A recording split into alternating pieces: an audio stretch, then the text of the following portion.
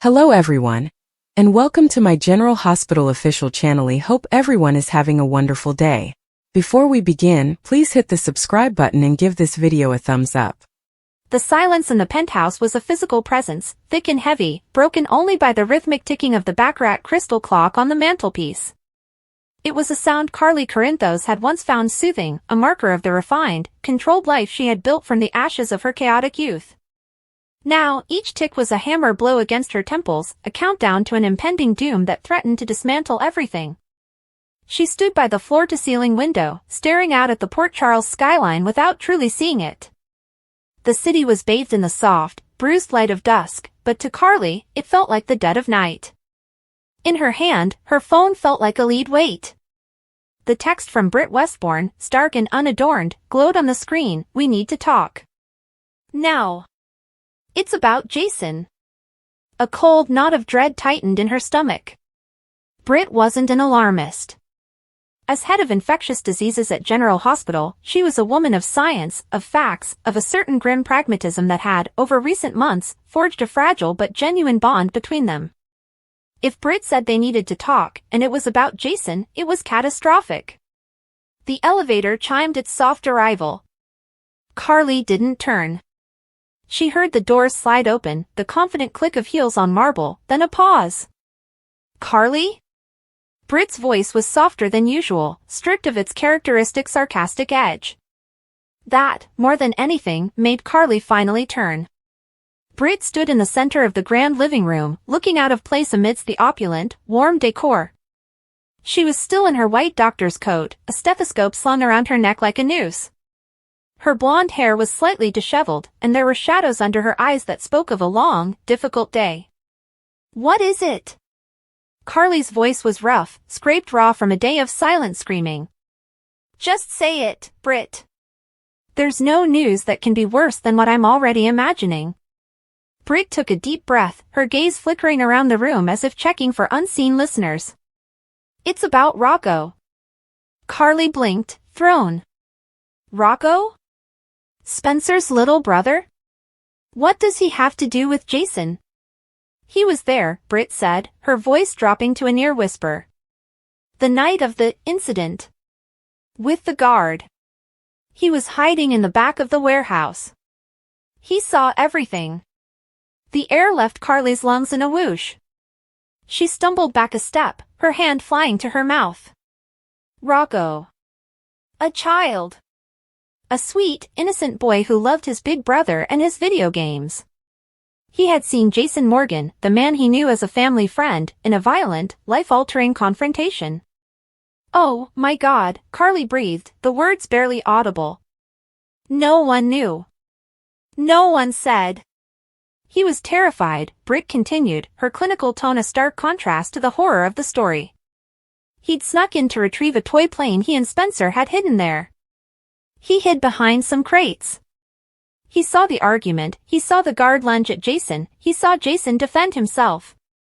He saw the guard fall and hit his head." Carly's mind was racing, piecing together the prosecution's narrative. The district attorney was painting Jason as a ruthless enforcer, a cold-blooded killer who executed a security guard during a botched business intimidation. Jason's defense was self-defense, a tragic accident. But his history, his reputation as Sonny Corinthos' right-hand man, was a millstone around his neck. A jury would be predisposed to see a monster.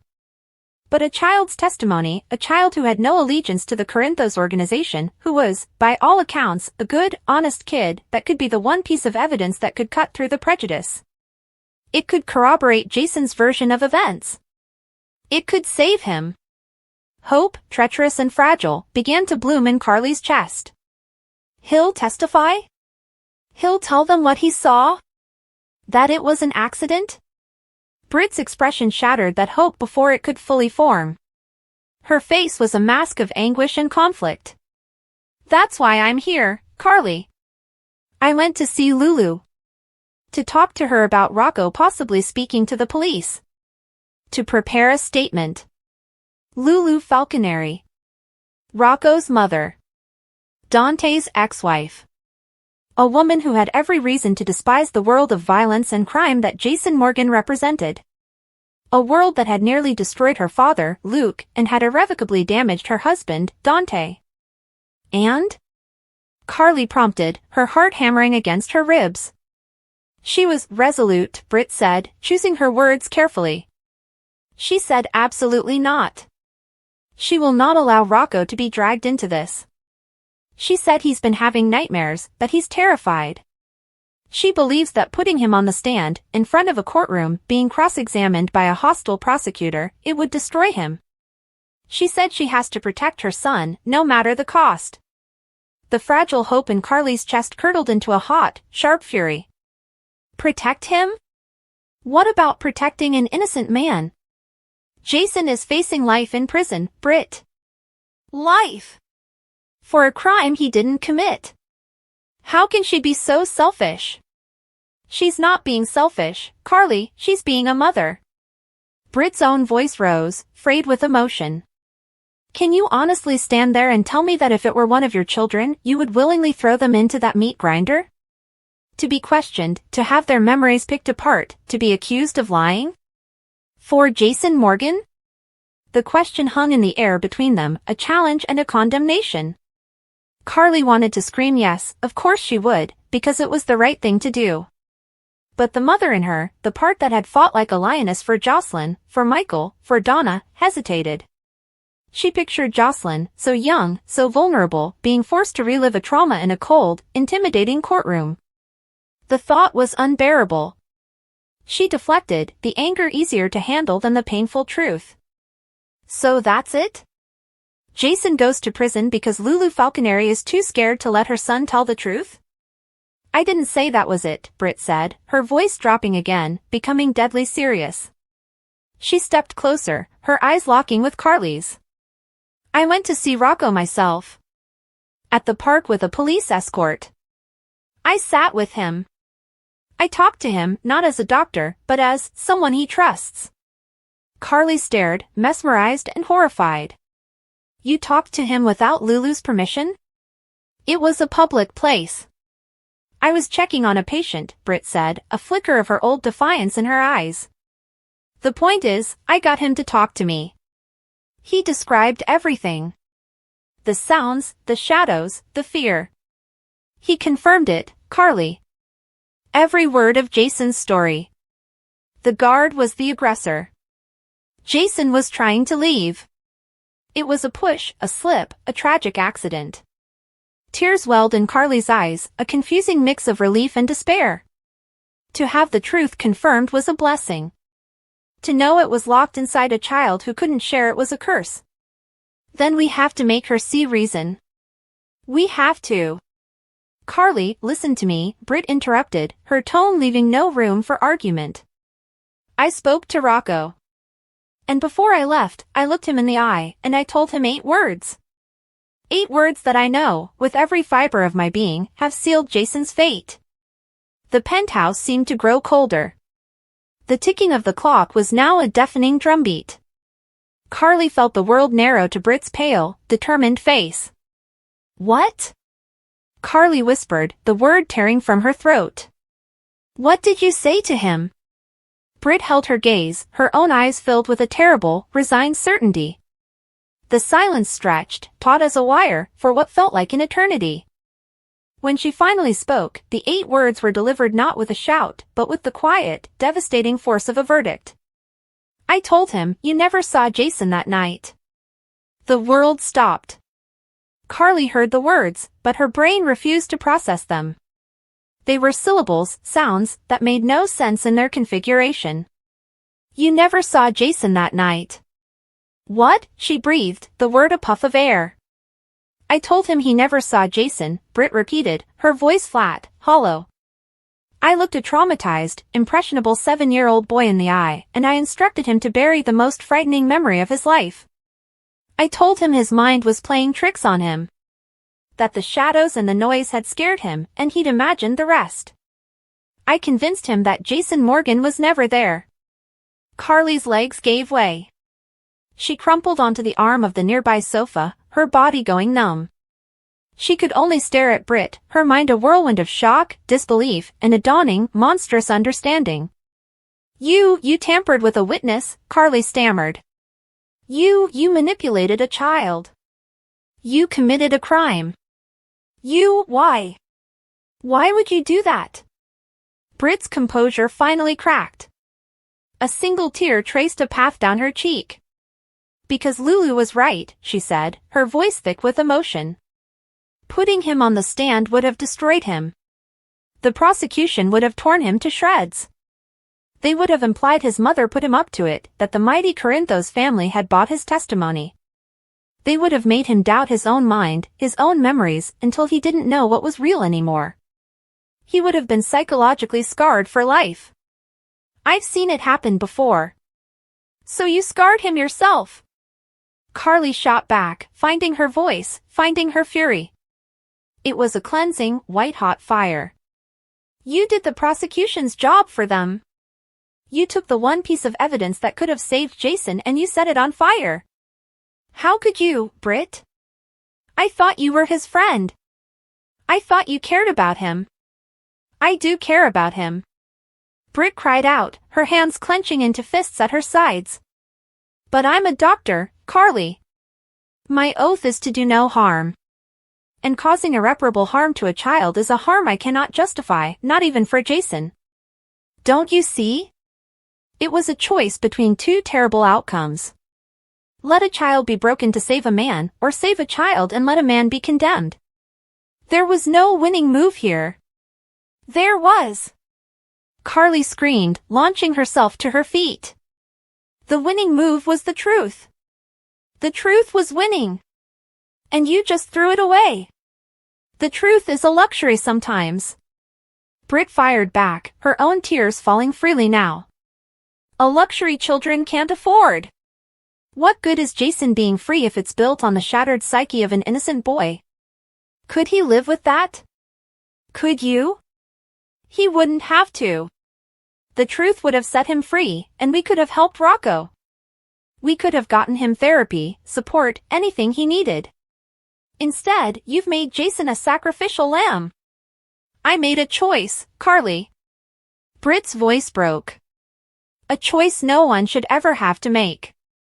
And I have to live with it. And now, so do you. The finality in her words was like a door slamming shut. Carly saw it then, the immense weight of what Britt had done. It wasn't born of malice, but of a twisted, heartbreaking form of triage. In Britt's calculation, Rocco's well-being was the greater priority. It was a calculation Carly, in her single-minded mission to save Jason, had never even considered. The fight drained out of her, replaced by a profound, bone-deep exhaustion. She looked at Britt, not as a betrayer, but as a tragic figure, a woman who had been forced to play God and had chosen a path that would haunt her forever. Get out, Carly whispered, the words devoid of all emotion. Britt nodded slowly, wiping her cheeks with the back of her hand. She looked older, worn down by the moral burden she now carried. I'm sorry, Carly, she said, and the apology sounded genuine, layered with a grief that was all its own. For what it's worth, I am so sorry. She turned and walked back to the elevator, her shoulders slumped. The chime sounded again, and she was gone. Carly was alone. The silence rushed back in, but it was different now. It was no longer the silence of anticipation, but the silence of the tomb. The truth was gone. It had been erased by 8 shocking words spoken to a frightened little boy in a park. She walked back to the window, her reflection a ghost in the glass. The city lights twinkled below, a tapestry of lives continuing, oblivious to the catastrophe that had just unfolded in the penthouse above. Jason's fate, which had hung in the balance, had just been decided. Not in a courtroom, not by a jury, but by a doctor in a park, making an impossible choice. She thought of Jason, sitting in his cell, clinging to the hope that the truth would prevail.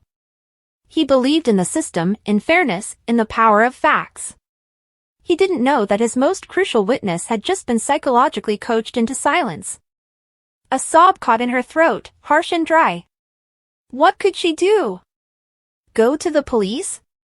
Tell them that Britt Westbourne had witness tampered? It would be her word against Britt's. And even if they believed her, all it would do is land Britt in prison alongside Jason.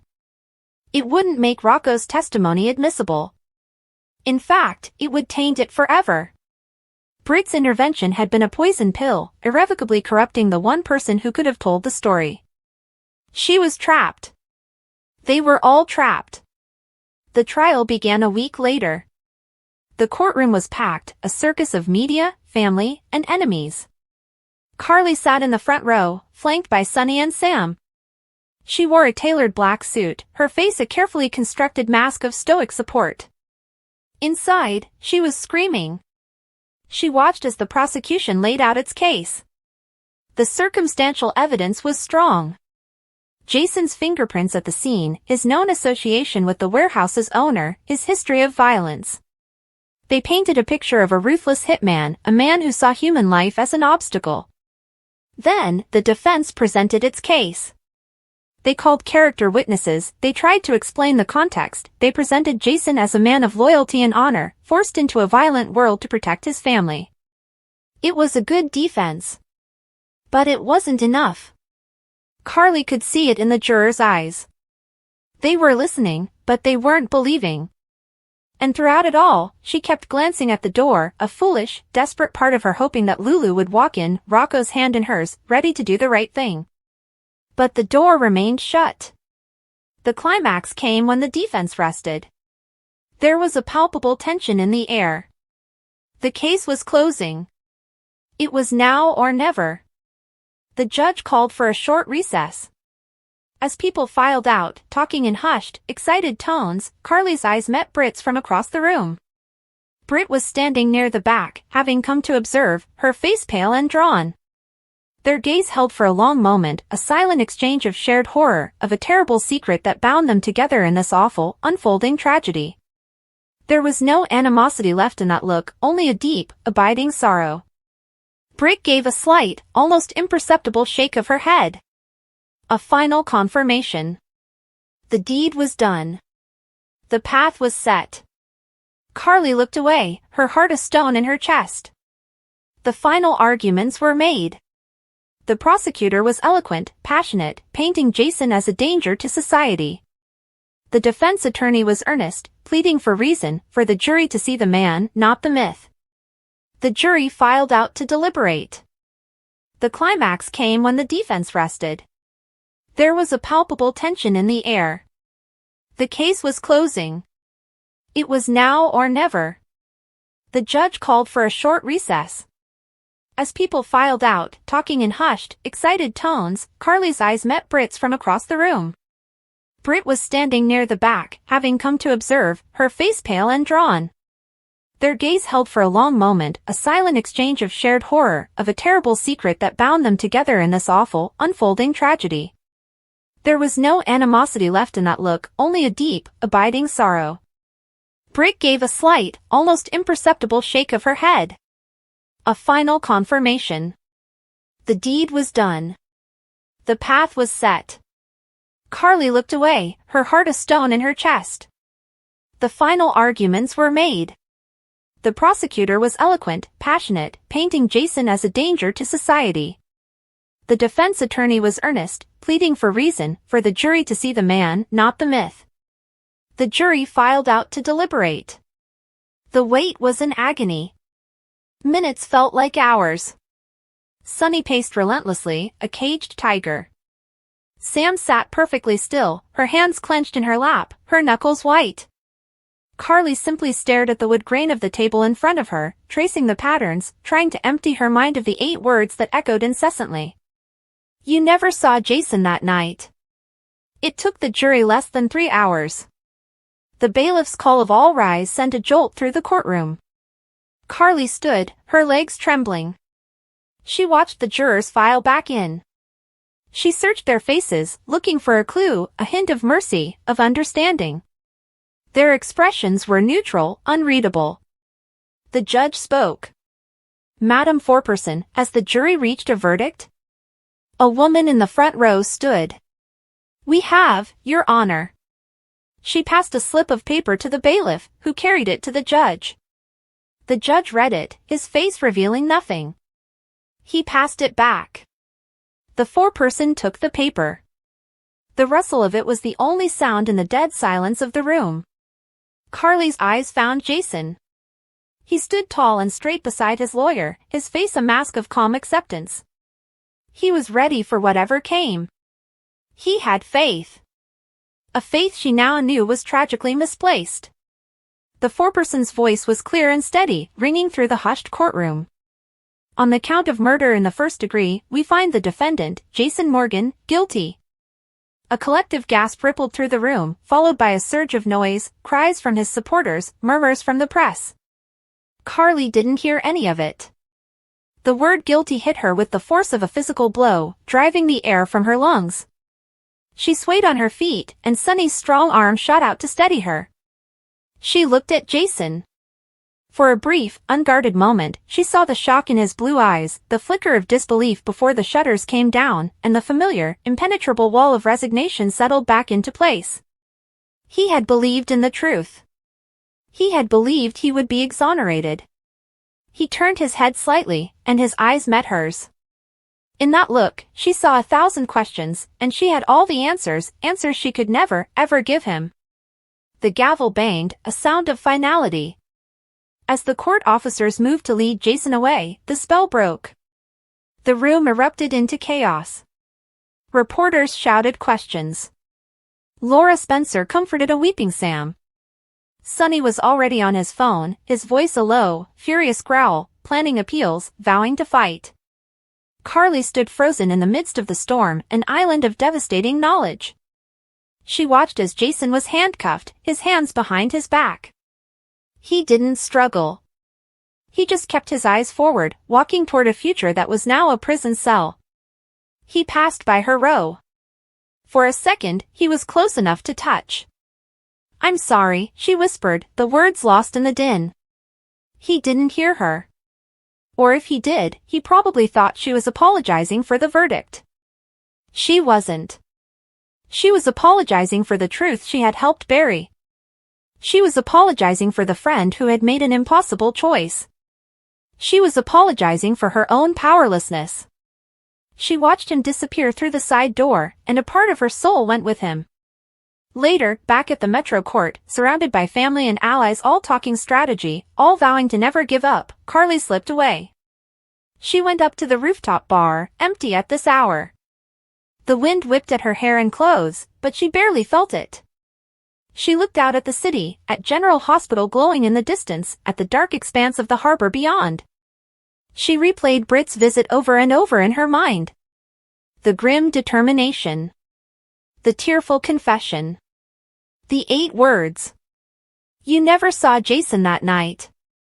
In that moment, Carly understood the true cost of the lives they led. It wasn't just the danger, the violence, the constant threat of loss. It was the moral compromises. The impossible choices that corrupted everyone they touched. Britt, the healer, had broken her oath. She, Carly, the protector, had become the keeper of a secret that would forever stand between her and the man she had failed to save. Jason was gone, not just because of a biased jury or a strong prosecution, but because a doctor had chosen to save a child's mind over a man's freedom. It was a choice born of compassion, but its consequence was a life sentence. And as Carly stood there, alone in the wind, she knew that Britt's 8 shocking words hadn't just condemned Jason Morgan. They had condemned her, too, to a prison of her own, a silent, solitary confinement of guilt from which there would never be an appeal. The trial was over, but the sentence was just beginning. Britt stood in the dimly lit hospital corridor, her arms crossed tightly, the shadows under her eyes revealing the sleepless nights she'd endured. The upcoming trial had cast a suffocating weight over the entire hospital, and everyone knew the tension was only getting worse. Rocco Falconeri approached slowly, his brows pulled into a worried frown as he murmured, "Dr. Westbourne? You sent for me?" He sounded confused, a little anxious, but trying to stay brave. Britt nodded, swallowing hard as she tried to gather her thoughts. "Yeah, Rocco. I did." "Come here," she said, her voice softer than usual, lacking her trademark sharp edge. He stepped closer, looking up at her, and said, "Mom's worried. Dante too. They said the trial's gonna be bad." Britt exhaled shakily and leaned against the wall. "That's exactly why I need to talk to you." Rocco blinked, nervous. Did I do something wrong? She shook her head immediately. No. You did nothing wrong. She hesitated, and that alone made Rocco's heart race. Britt Westbourne rarely hesitated. The silence between them stretched until Rocco finally broke it. Then what is it? Britt closed her eyes for a brief moment. This wasn't a conversation she ever planned to have, especially not with a kid on the edge of a legal storm he never asked for. Look, she said, choosing her words carefully, before this trial starts, there are things you deserve to know. Rocco shifted uneasily. Mom said it's not my fault. That everything just happened. But everyone keeps whispering like something terrible's gonna come out in court.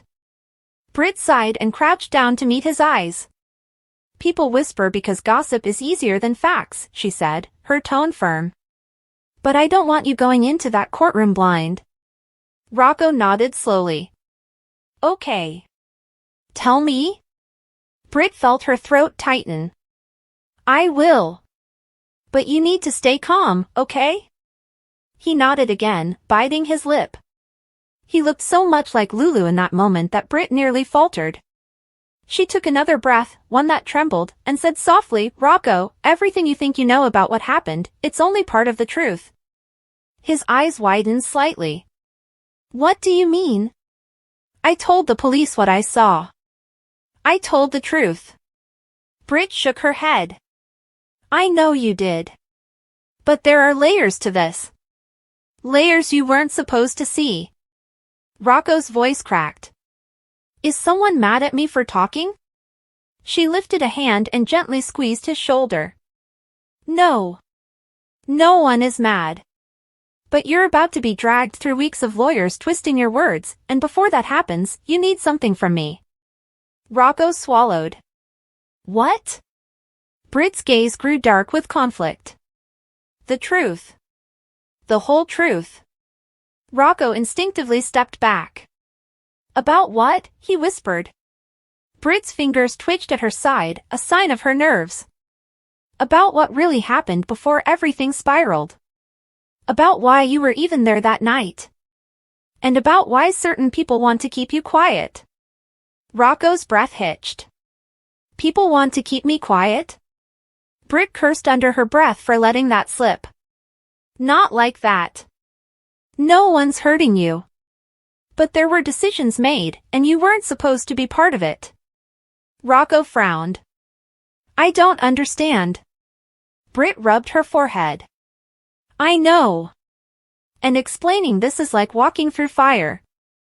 But you need to know something before you're put on that stand. Something no one else is willing to tell you. He stared at her, waiting, heart-thudding. Britt looked around the hallway, making sure no one was within earshot. Rocco, she whispered, what you saw wasn't an accident. He froze. But Dad said, she cut him off gently. Your dad told you what he believed. But there were people involved who had motives. And there's something else, something about you. Rocco blinked rapidly. Something about me? Britt nodded. About why you were targeted. He gasped. Targeted? Why me? Britt steadied him with a hand on his arm. Because you stumbled into something dangerous. Something adults tried to cover up. Rocco's lip trembled. Is this about Charlotte? Or Victor? Or, Britt shook her head. It's bigger than that. And that's why I needed to see you now, before court. Because once you say something under oath, it becomes part of the record forever. Rocco stared at the floor. Mom said I just had to tell the truth and everything would be fine. Britt's expression softened with pity. Your mom is trying to protect you. But she doesn't know what I know. Rocco looked back up. So tell me. Britt opened her mouth, then shut it. Her hands shook. You're not ready for everything, she whispered. But you're ready for 8 words that will change everything for you. Rocco felt chills climb up his spine. 8 words? Britt nodded. 8 words you need to hold on to when everything starts falling apart around you. He took a step closer, as if bracing himself. Say them, he whispered. Britt hesitated again, her jaw clenching. Then her eyes met his with a mix of regret and fierce protectiveness. She leaned in, placed her hand on the side of his face, and spoke the 8 words clearly, slowly, and with heartbreaking finality. You saw the truth. Do not let go. Rocco froze. He took in the words as if they were a foreign language. What? That's it? Britt nodded. Those 8 words will matter more than anything else said in court. You saw what happened. You know what's real. And no matter how many questions the lawyers ask, no matter how much they try to trick you or confuse you or twist what happened, remember the truth. Hold on to it. Rocco stepped back. But, what is the truth? You said I only know part of it. Britt sighed. You know the important part. You saw who was there before the incident. You saw who was arguing. You saw who touched what, and who left in a hurry. And someone in that courtroom is terrified of what you'll say. Rocco felt dizzy. Is someone going to come after me? Britt shook her head. Not if Dante and the PCPD stay close. But they can't protect you from courtroom manipulation. Only you can. Rocco swallowed. Why are you telling me all this? You're not family. Britt nodded slowly. Because I know what it's like to have adults twist the truth around you. To make you doubt yourself. And I refuse to let that happen to you. Rocco bit his lip. Dad said the trial is gonna get ugly. Britt let out a bitter laugh. Oh, it will. They're going to drag every little detail out. They'll argue about motives, intent, evidence, but they don't realize the strongest piece of the puzzle is you. Rocco whispered, me? Britt leaned back against the wall. You're the eyewitness they can't discredit without looking like monsters. And you're honest. Too honest. Rocco frowned. But if I tell the truth and someone gets hurt, Britt cut him off. Someone already did get hurt. And the person responsible needs to be held accountable. Rocco's shoulders slumped. I don't want this. Britt whispered, no kid does. She placed a hand on his shoulder. But you're already in it, Rocco. You're already part of the storm. And the only way out is through. Rocco stared at her hand for a moment, then said, if I get scared on the stand, what do I do? Britt gave a sad smile. Repeat the 8 words in your head. Let them anchor you. You saw the truth. Do not let go. He repeated the words under his breath, testing them. You saw the truth. Do not let go. Then he looked up at her. But what if they hate me for it? Britt's voice softened. People only hate truth when it threatens them. The ones who matter will protect you. Rocco felt tears sting his eyes but forced them back. Will you be there? He asked quietly. Britt looked away for a moment, guilt flickering across her face. I might not be allowed to be. Rocco frowned. Because of your past? Britt sighed. Because of my choices. Rocco reached out and took her hand. But you're trying to help me now. Britt looked stunned for a second, then smiled faintly. Yeah. I guess I am. For a moment they simply stood in silence, 2 souls caught in the mess of Port Charles' secrets. Then Rocco whispered, is there anything else you need to tell me? Britt's expression darkened again. Yes. But not now. What comes next depends on what happens in that courtroom tomorrow. Rocco shivered. Tomorrow, Britt nodded. Everything changes tomorrow. Rocco exhaled shakily. Okay. I'll remember. Britt squeezed his shoulder gently. Good. And Rocco? He looked up. She whispered, whatever happens, none of this is your fault. He nodded slowly. I just want the truth to come out. Britt sighed. Then hold on tight. Because Port Charles isn't ready for what you're about to say. Rocco stepped back, repeating the 8 words again, this time with a newfound determination. Britt watched him, knowing she'd just altered the course of the trial, and possibly his life. As he walked toward the elevator, Dante appeared in the hallway. Everything okay? Dante asked suspiciously. Britt gave him a tight smile. Ask your son. Dante raised a brow. Rocco? What did she say? Rocco turned to his father, voice steady despite his fear. She told me the truth matters. And I need to hold on to it. Dante glanced at Britt sharply, but she simply lifted her chin. He deserves to know he's stronger than this.